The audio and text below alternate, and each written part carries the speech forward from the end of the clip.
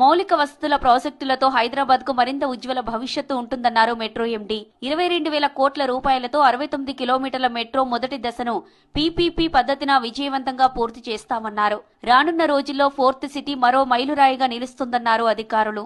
40 కిలోమీటర్లు ఈ ఫ్యూచర్ సిటీకి ఒక గ్రీన్ హైవే ఉండబోతా ఉంది. ఇది 100 మీటర్లు అంటే దాదాపు 300 అడుగుల వెడల్పు ఉన్నటువంటి రోడ్ ఇది.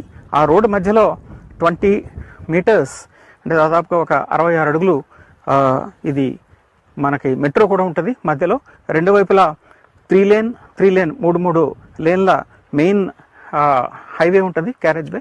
ఆ తర్వాత మరలా సైడ్ అన్ని కూడా మంచి గ్రీనరీ డెవలప్ చేసుకుంటా. కొత్త మెట్రో కారిడార్ రూట్లో ఇరువైపులా 3 లైన్ల ప్రధాన రహదారి ఉంటుందని, ఆకర్షణీయమైన చెట్లు, గ్రీనరీని అభివృద్ధి చేసేలా